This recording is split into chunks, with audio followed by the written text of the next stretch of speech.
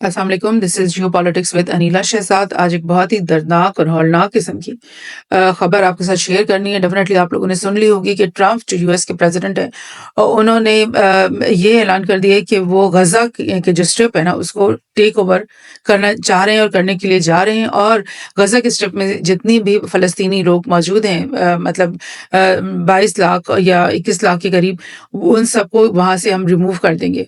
यानी ये इतना ब्लंट और इतना अजीब सी ये बात लग रही है कि किस तरह से एक कंट्री जो है वो किसी भी दूसरी कंट्री के लोगों के लिए बाहर से बैठकर किस तरह से एक रूलिंग निकाल सकती है और किस तरह से उनको उनको इनको एक ऑर्डर पास कर देती है कि भाई ये मुल्क जो तुम्हारा था, ये जो लैंड जो तुम्हारा था, ये आज से तुम्हारा नहीं रहा, बल्कि अभी तुम लोग सबके सब अपने बोरिए बिस्तरे बांधो और यहाँ से निकल जाओ। सो ट्रम्प जो है उसकी लास्ट टेन्योर में जब भी ट्रम्प आया था तभी वो मेक अमेरिका ग्रेट अगेन वाली बातें करता था।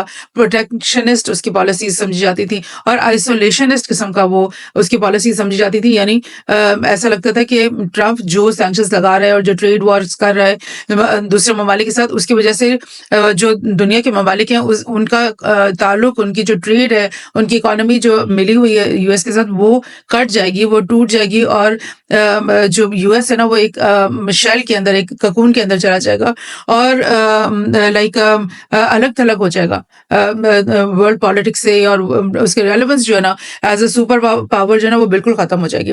और लेकिन अभी भी जो ट्रम्प जब सेकेंड टेन्योर में वो जीत करके आया तभी उसकी बातें वही हैं कि अमेरिका जो है greatest nation of the world है, we are the greatest people और we are going to make America great again. लेकिन इस दफा पहले भी उसकी यूनिलैटरल ऑर्डर्स होते थे, यूनिलैटरल इकदाम होते थे। यानी यूनिलैटरल से मुराद है कि आप अगर किसी और मुल्क के साथ कुछ भी पॉलिसी क्रिएट कर रहे हो तो आपने उसमें उस मुल्क को अपने साथ कोई नेगोशिएशन नहीं की, उनको साथ अपने मिलाया नहीं, उनके साथ कोई डिप्लोमेसी नहीं की और मिलकर कोई स्टेटमेंट नहीं पास की, बल्कि एक अपने फ्रंट पे बैठकर एक टारगेट करके आपने एक और मुल्क के ऊपर एक सैंक्शंस लागू कर दिए, एक मतलब ऑर्डर पास कर दिया। और वो बायलैटरल नहीं था, वो दोनों मुल्कों की मुश्तरका बात नहीं थी बल्कि यूनिलैटरल था। तो ट्रम्प की जो पिछली दौर था उसमें भी उसके तमाम इकदामात को यूनिलैटरल समझा जाता था और इस दफा भी उसका ये सब यूनिलैटरल ही चल रहा है। लेकिन इस दफा उसकी जो है ना वो कटिंग ऑफ वाली नहीं है, बल्कि आइसोलेशनिस्ट नहीं लग रही, बल्कि एक इंपीरियलिस्ट और लैंड ग्रैबिंग किस्म की पॉलिसी लग रही है। और जो यूनाइटेड नेशंस के देरीना असूल जो वेस्टर्न ममालिक ने ही बनवाए हुए हैं, ये वेस्टर्न ममालिक की ही पुश्त पनाही और यानी गार्डियनशिप के अंडर यूएन के जो प्लेटफॉर्म है वो चल रहा है, उसको बनाया गया और उसको यानी Victus of the second world war के मर्जी के मुताबिक और उनकी यानी उनकी पैट्रनेज में ही तो यूनाइटेड नेशंस चलता है और वही वैल्यू सिस्टम जो है ना वो लेकर वो आगे चलता है। तो उसी वैल्यू सिस्टम के अंदर ये बात है बड़ी कलीदी है कि जो नेशन स्टेट्स हैं वो उनकी बाउंड्रीज को नहीं टच किया जा सकता, उनकी बाउंड्रीज को ब्रीच नहीं किया जा सकता, उनकी सॉवरेनिटीज को ब्रीच नहीं किया जा सकता। और ह्यूमन राइट्स की जो बातें हैं, जो बड़ी बड़ी डेमोक्रेसी और ह्यूमन राइट्स की बातें हैं, वो यूएस वैल्यू सिस्टम से ही निकली और ये सॉरी वेस्टर्न वैल्यू सिस्टम से ही निकली हुई हैं। और आप अगर ट्रम्प ये कह रहे हैं कि ग्रीनलैंड जो है ना वो पूरा का पूरा खित्ता वो हम इसको कब्जा कर लेते हैं और इसको यूएस का हिस्सा बना लेते हैं, या कनाडा जो इतना बड़ा कंट्री है जिसके अपने इंस्टीट्यूशंस है, अपनी पॉलिटिकल फ्रेमवर्क है, उसका अपना उसकी सारी लाइक एक पूरा सिस्टम है, एक पूरी कम्युनिटी ऑफ ह्यूमंस है जो उसमें रहती हैं, इंडिपेंडेंट हैं वो लोग, सॉवरेन है वो लोग, उनको वो ये कह रहा है कि कनाडा को हम यूएस का एक प्रोविंस बना लेते हैं। और इसी तरह से अभी पिछले ही कुछ ही दिन पहले जो यूएस की तरफ से कनाडा और मेक्सिको के ऊपर ब्लैंकेट लाइक टैरिफ्स लगाए गए, जो कि एक ही दिन बाद ट्रम्प ने मतलब उनको रोक भी दिया 1 महीने के लिए। समझ में ये नहीं आ रहा कि ये कैसी गेम्स हैं और मतलब इतनी बड़ी बातें, इतने बड़े इकदाम, इतनी बड़ी चीजों के ऊपर साइन कर देना जो कि प्रैक्टिकली फीजिबल भी नहीं लग रही होती, जिससे आपके अपने मुल्क के लोगों को बहुत नुकसान पहुंचना होता है, जिससे दूसरे मुल्क के लोगों को बहुत नुकसान पहुंचना होता है और जिससे पूरी ग्लोबल इकोनॉमी जो है ना उसको वो मजीद नेगेटिव में जाती है। तो इस तरह के इकदामात पे साइन भी कर देना और फिर उनको डिले भी कर देना और ग्रीनलैंड की भी बात जो है वो कह दी गई, उसके बाद वो खामोशी हो गई उस बात में। तो ये क्या गेम है जो ट्रम्प और उसकी एडमिनिस्ट्रेशन खेल रही है? क्या मतलब व्हाट डू दे वांट? अब गजा के बारे में ये बात कहना, Trump wants US to take over Gaza after removal of Palestinians, यानी कि पहले हम फलस्तीनियों को यहाँ से सब गजा में से निकाल दें, 21 लाख और 22 लाख के बीच में है ये लोग, और इस वक़्त जिस कसमापुरसी के आलम में है, जिस तरह से उनके जो पूरा गज़ा स्ट्रिप है उसको नीज़ तो नाबूद कर दिया गया है, उसको बिल्कुल ज़मीन बोस कर दिया गया है, और वहाँ पर एड के जो ट्रक्स यूनरवा के ट्रक्स हैं उनको बॉर्डर्स पे रोक दिया गया है। और उसके पीछे ज़ाहिर है इज़राइल की एक दबाव है और यूएस की मर्ज़ी है कि वो यूनरवा को अंदर एंटर नहीं होने दे रहे, और जो लोग हैं उनको मज़ीद भूख और यानी प्यास का शिकार कर रहे हैं, भूख का शिकार कर रहे हैं, मेडिसिन की किल्लत का शिकार कर रहे हैं। उनके सरों पे कोई छत नहीं है, सर्दी का मौसम है, और उनको टेंट्स जो प्रोवाइड दुनिया भर से एड पहुंच रही है वो सब बॉर्डर्स पे रोकी हुई। तो ये सब कुछ तो इजराइल कर ही रहा है, इजराइल की मर्जी और उसकी मंशा पे हो रहा है, और यूएस उसका टोटली बैकिंग कर रहा है इस सारे काम में। और ट्रंप की तरफ से मतलब मजीद इसमें बहुत अजीब अजीब बातें, बिकॉज इन्होंने बहुत लंबी प्रेस कॉन्फ्रेंस भी की है इस नेतन्याहू से मुलाकात के बाद। नेतन्याहू परसों से यहाँ पे यूएस में पहुंचा हुआ है और मुलाकातों का सिलसिला वहां पे शुरू हो रखा था, और अब बिलाखिर कल इन्होंने जो है ये सारे ऐलानात कर दिए। ट्रंप ने ये कहा है कि जो US is going to take over the war shattered Gaza strip. मतलब कहाँ तो इजराइल और गजा के बीच में जंग होना, 1.5 साल से ये जंग चल रही थी, फिर उसके बाद बड़ी मुश्किलों से सीज फायर करवाई गई, होस्टेजेस जो है वो निकलवाए जा रहे हैं, एक एक करके होस्टेजेस जो है वो इजराइल के हवाले किए जा रहे हैं। और उसके बाद नेतन्याहू जब यहाँ पे पहुंचा है, पहले ही वो आने से पहले कह रहा था कि सीज फायर की बात हम करने जा रहे हैं कि आगे किस तरह इसको लेकर चलना है, यानी सीज फायर उनकी तरफ से फाइनल नहीं हो गया था, बल्कि ये एक टेम्परेरी सीज फायर उनकी नजर में था। और वहां पे पहुंचने के बाद ट्रंप उससे मिलने के बाद क्या कह रहा है कि यूएस टेक ओवर करेगा। ये नहीं वो बात हो रही कि इजराइल टेक ओवर कर लेगा गजा स्ट्रिप पे, बल्कि यूएस टेक ओवर कर देगा गजा स्ट्रिप का। दैट मीन्स के from the day one US he complicit था इस वॉर में, यूएस ही की ये वॉर थी जो इजराइल शायद लड़ रहा था।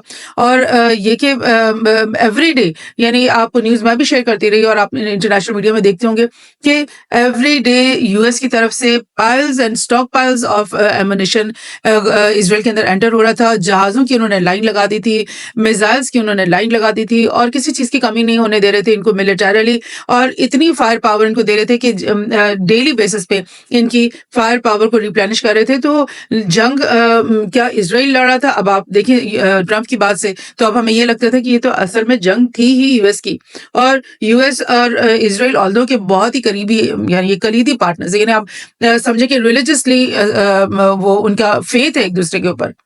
यानी ये एक पॉलिटिकल चीज नहीं लग रही है मुझे, एक रिलीजियस और मतलब बाउंडिंग लग रही है कि भाई ये जो जेरूसलम है इसको भी हमने तुम्हारे लिए हासिल करना है, गजा को भी खाली कर देना है, वेस्ट बैंक को भी गालिबन खाली कर देना है, और पूरा का पूरा जो इजराइल है ना वो हमने तुम्हारे हिस्से में दे देना है। और इस वक्त यूएस का बीच में कूद करके ये कह देना कि हम गजा स्ट्रिप के ऊपर अब कब्जा करने लगे। मतलब इसका मतलब क्या वो टेम्परेरी यहाँ पे गजा स्ट्रिप पे कब्जा करेगा, और जब वो खाली हो जाएगा इसमें से सारे फलस्तीनी निकल जाएंगे तो फिर वो प्लेट में रख के इजराइल के हवाले कर देगा? क्या ये उसका मकसद है? या ये कि वो अपने ही यहाँ पर मुस्तकिल तौर पे मिलिट्री बेसेस, नेवल बेसेस और गॉड नोस क्या क्या वो यहाँ पे बनाना चाहता है? तो ट्रंप ने बहुत सारी बातें कही हैं। यहाँ पर एक बात मैं आपसे शेयर कर रही हूँ कि उसने कहा कि US to take over war shattered Gaza strip after Palestinians are displaced to neighbouring countries and develop the territory so the world people will live there. अभी दुनिया के लोगों को के लिए इसको बनाने लगा, यानी एक इंटरनेशनल कम्युनिटी यहाँ पे आके रहेगी, ट्रेडर्स शायद आके रहेंगे, बिजनेसमैन शायद आके रहेंगे, यूएस के सिटीजन शायद आके रहेंगे। मतलब किस ख्वाबों की दुनिया में है इस वक्त ट्रंप, और क्या वो सोच रहा है कि यार ये इंसान है जिनके बारे में हम बात कर रहे हैं, ये 20-21 लाख इंसान हैं जो कि सदियों से इस लैंड में रह रहे हैं और इस खित्ते की आज़ादी के लिए दिन रात जाने दे रहे हैं, स्ट्रगल कर रहे हैं। वो इसको अपना जैसे कि ट्रंप को अपना रिलीजियस रिलेशनशिप इजराइल के साथ दिख रहा है, इसी तरह गजा के लोगों का इस लैंड के साथ अपना रिलीजियस और अपना एक हेरिटेज और अपना ट्रेडिशनल और कल्चरल और एवरीथिंग, मतलब उन लोगों के लिए यही सब कुछ है। वो इस लैंड को छोड़ने के लिए तैयार नहीं है। आप ये नहीं कह सकते कि यार ये आपको वीजा मैं दे रहा हूँ, आप अब दूसरे मुल्क में चले जाओ। अगला जो आदमी है, जैसे मुझे अगर कोई वीजा देता है, मैं कहूंगी कि भाई मेरा घर है, मेरी जमीन है, मेरा मुल्क है, मैं यहाँ से क्यों जाऊं? आप कौन होते हो मेरे लिए ये डिसीजन मेक करने वाले? So this is something just totally beyond imagination, beyond apprehension, कि किस तरह से आप किसी भी स्टेट में जा करके, किसी भी लैंड में जा करके लोगों से कह दो कि यार ये रियल एस्टेट नहीं है। जो ट्रम्प है ना, वो एक रियल एस्टेट बिजनेसमैन है। वो जमीनें खरीदता है और बेचता है, और वहां पे नए होटल्स बनाता है और रिजॉर्ट्स बनाता है और वहां पे उनको रेंट पर देता है। तो गजा इस काम के लिए नहीं है। Like, I mean, what is happening? Let's share some more news. Trump says US will take over Gaza Strip and doesn't rule out using American troops. ये देखें कि इस काम के लिए पहले भी तो अमेरिकन ट्रूप्स यहाँ पे मौजूद थी, जब जिसका ऐलान नहीं वो करते थे, जिसको वो रिपोर्ट नहीं करते थे, मगर बहुत सारे US troops, specially special forces जो है वो यहाँ पे मौजूद रही, और वो इसराइल की फौजों के साथ शाना बशाना लड़ती भी रही इस गजा स्ट्रिप के अंदर जाके। और अब मतलब ट्रम्प का बिल्कुल ब्लंटली आकर के कहना कि पूरे गजे को हम कब्जा भी कर लेते हैं और यहाँ पे हम अपनी ट्रूप्स भी खड़ी कर देते हैं। और भी बहुत सारी इंटरेस्टिंग बातें अपनी प्रेस कॉन्फ्रेंस में नेतन्याहू के साथ मिल करके ट्रम्प ने कही। उसने कहा कि US will take over Gaza and we will do a job with it too, यानी हम इसके ऊपर एक काम भी करेंगे। यानी जो होता है ना कंस्ट्रक्शन वर्क, जिसको कहते हैं ना, जब रियल एस्टेट के लोग आते हैं तो वो जमीन को खरीदते नहीं है, बल्कि उनके पास पहले से प्लान होता है कि यहाँ पर हमने होटल बनाना है, यहाँ पे हमने स्विमिंग पूल बनाना है, यहाँ पे हमने कमर्शियल मार्केट्स बनानी है, यहाँ पे हमने एक इंडस्ट्री बनानी है, यहाँ पे हमने पोर्ट बनाना है। और ऑफ कोर्स ये बात भी नहीं भूलनी चाहिए कि गजा स्ट्रिप के बिल्कुल साथ जो सी लगता है उसके अंदर बहुत सारे ऑयल के ट्रिलियंस ऑफ डॉलर्स ऑयल के रिजर्व्स का पता चला है। और फिर गजा के जो स्ट्रिप है उसके साथ जो सी लगता है वो बहुत बेस्ट भी है पोर्ट बनाने के लिए। सो ये सारी चीजें जो है ना ट्रम्प को और उसकी रियल एस्टेट जो गवर्नमेंट है उसको एडमिनिस्ट्रेशन को नजर आ रही है इस वक्त। जिसे कहते हैं ना एक नया लास वेगस बना देंगे वो middle of the Arab, heart of the Arab region के अंदर। जो काम यहाँ पहले नहीं होते थे वो सब अब यहाँ पर होंगे। विल ओन इट, वो कह रहे हैं हम हमारा ओनरशिप होगी उस लैंड के ऊपर। We will responsible for dismantling all the dangerous unexploded bombs and other weapons on the site and level the site and get rid of the destroyed buildings. मतलब आपने ये 1.5-2 साल में आपके जहाजों ने, आपकी बॉम्ब्स ने, आपकी मिसाइल्स ने इस सारे खत्ते को जमीन बोझ किया, डिस्ट्रॉय किया, बिल्डिंग्स को डिस्ट्रॉय किया। अब आप ये कह रहे हो कि यार ये तो एक मलबे का ढेर है, इसको तो सफाई भी करनी है, तो लिहाजा लोगों को यहाँ से निकालो। मतलब उन लोगों ने तो नहीं ना खुद अपने घरों को तोड़ा, आपने उनके घरों को आके मसमार किया। Asked whether he was willing to send troops to fill a security vacuum in Gaza, Trump did not rule that out. उसने ये भी कहा कि हम अपनी फौजें भी वहां भेज सकते हैं। और ये इंटरेस्टिंग बात उसने कही कि I don't think people should be going back to Gaza, और I heard that Gaza has been very unlucky for them. Look at the way he thinks, look at his words, कि वो बंदा कह रहा है कि यार ये बड़े अनलकी हैं और गाजा इनके लिए बड़ा अनलकी रहा है। यानी कि आप सुपरस्टिशियस लोग जो होते हैं ना वो ये कहते हैं कि भाई ये घर मेरे लिए अनलकी रहा, ये गाड़ी मेरे लिए अनलकी रही है, ये जो मतलब ये वाले कपड़े मेरे लिए अनलकी रहे, तो मैं ये छोड़ देता हूँ, फेंक देता हूँ उनको। मतलब is that the way people think, humanity thinks? Is that the way people think about their land, about their countries, about their states, कि ये कंट्री मेरे लिए अनलकी रहा है तो मैं यहाँ से निकल। तो दिस इज व्हाट, मतलब this small thinking of Trump is के ये तो इनके लिए बड़ा अनलकी रहा है तो इनको यहाँ से निकल जाना। They live like hell, they don't live like hell in Gaza. You have made their lives hell in Gaza.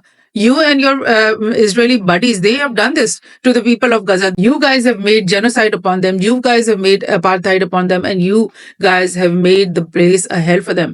Gaza is not a place for people to be living. And the only reason we want to go back, they want to go back, is because they don't have any alternative. उनके पास कोई और जगह होती है ना जाने के लिए, तो गजा के लोग जा चुके होते हैं। वो ये कह रहा है भाई उनकी लैंड है, उनकी मर्जी है, लेकिन तुम्हें वहां पे जाने में इतना इंटरेस्ट क्यों है? तुम वहां पे रवीरिया बनाओगे जाके, और वो लोग जो है ना वो उनके लिए इतना अनलकी है कि वो उसको छोड़ के चले जाएं, सनाई के डेजर्ट में शिफ्ट हो जाएं। आई मीन क्या लेवल है, मतलब क्या लॉजिक है? Palestinians have no alternative but to leave Gaza, ये कहा है ट्रम्प ने।